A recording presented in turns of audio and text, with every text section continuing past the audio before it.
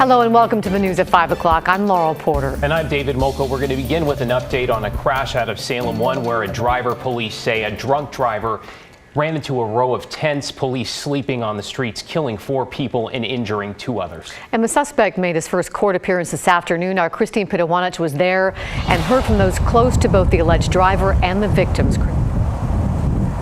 Good afternoon, David and Laurel. Yeah, this afternoon we learned the names of the 4 people who died in that crash.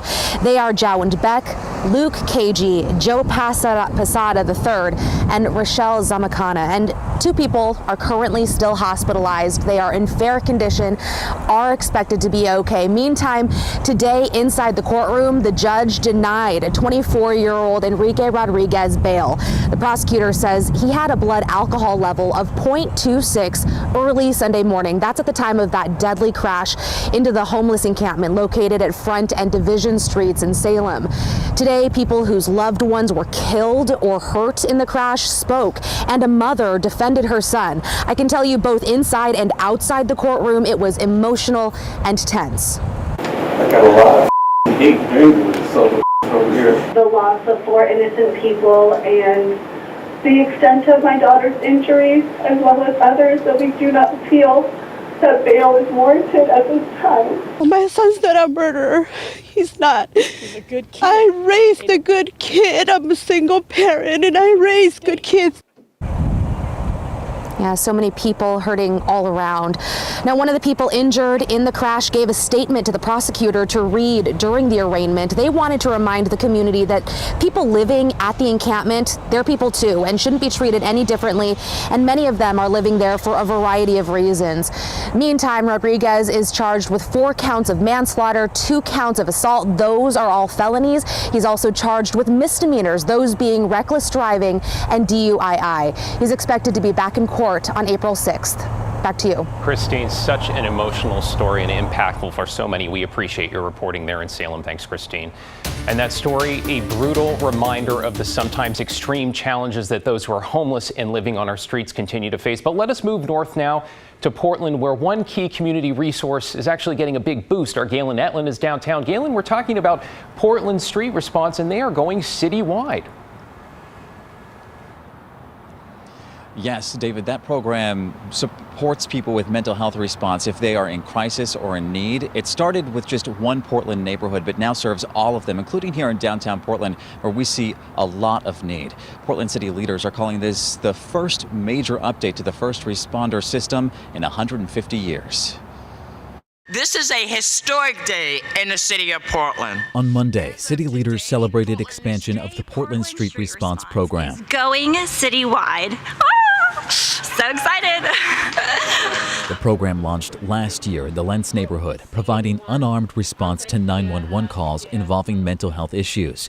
Now, people anywhere in the city can get that help between 8 in the morning and 10 at night. Sending the right responders to the right calls with the right training. It's going to probably increase our call volume, but that's a good thing. We want to be busy. Britt Urban is a mental health responder with Portland Street Response, who helps report back about conditions for clients. What are the gaps in services? And hopefully that can inform future funding and policy. Street response teams only respond to nonviolent calls. Free up officers to do their important work. Police officers will respond if someone has a visible weapon, is in traffic, or in a private home. This program helps police as well as helps the rest of the community. PSR crews are dispatched alongside Portland fire medics to help people in need. This reminds me of the city that I was raised in, Portland's values. Portland Fire Chief Sarah Boone hopes the program can reach more people in future. Those that don't have access to care,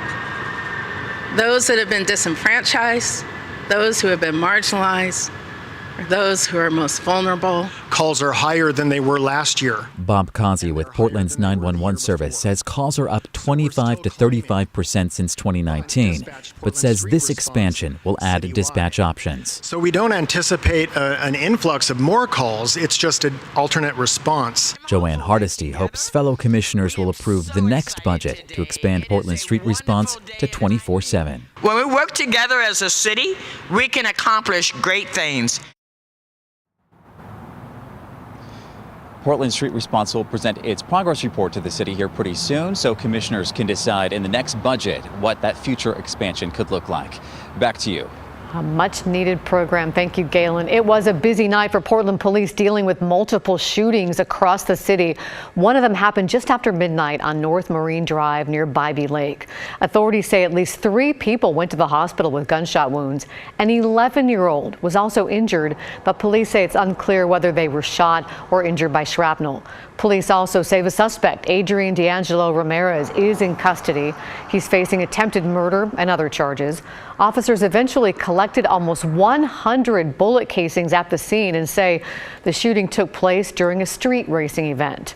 We'll continue to keep you updated. And now more to the gun violence epidemic in Portland. Tonight, detectives are investigating the shooting death of a man in Northeast Portland's Madison South neighborhood. The victim is the 4th person shot and killed in that area in recent months. Mike Benner's looking into it for us and joins us now with more. Mike?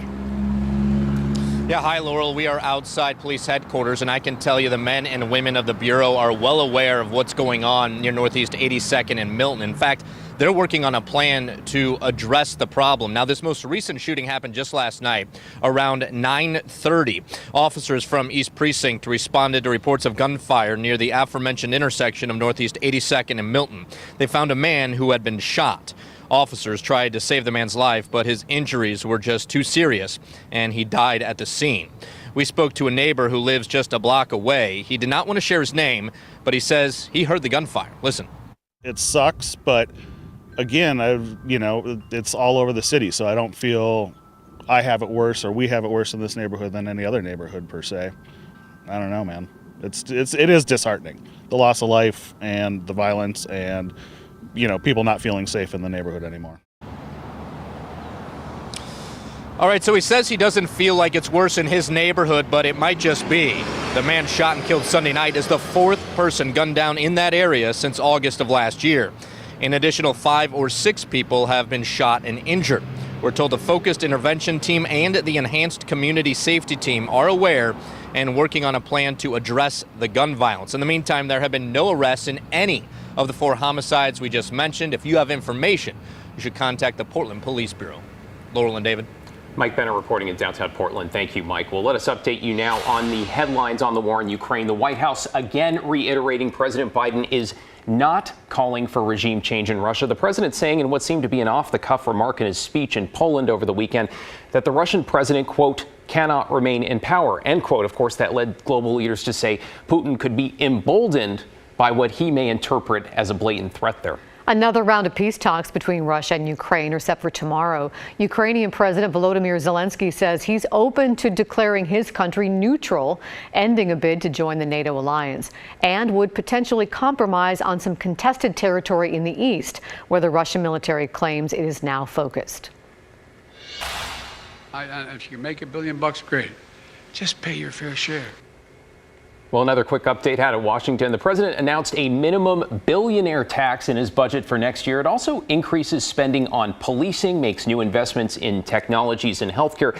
But keep in mind the budget is more or less a wish list because normally Congress then takes the president's recommendations and crafts their own version.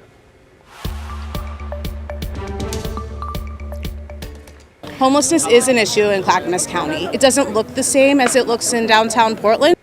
Yeah, it may not look the same, but the needs are equally real, and now some affordable rentals, some new ones are going up in Happy Valley for people who are struggling with housing. And this development made possible by a 2018 voter-approved Metro Affordable Housing Bond, Laurel. Brian Clerkley is here now. Brian, how many housing units are we talking about in Happy Valley? Hey, Laurel and David, there's 143 new housing units going up, and these units will be studios up to 3-bedroom apartments. And this is the first affordable housing complex in Happy Valley funded by the Metro Affordable Housing Bond, and it's called Good Shepherd Village. The new development will be located on Southeast 162nd Avenue in Happy Valley. Crews just broke ground today. Over $16 million from the bond will go towards this $60 million development. Travis Phillips with Catholic Charities says the homes should be done by the end of next year. Residents will pay only 30% of their income, no matter how much they make, towards that rent. And a woman who lives in the neighborhood says affordable housing is crucial. We need it very much because everything is so expensive that people can't afford to get off the street or out of their cars. So I think this will be a great addition to the neighborhood. There will also be 15 apartments set aside for veterans and senior citizens. Officials say there's 30 projects in the works through this Metro Affordable Housing Bond.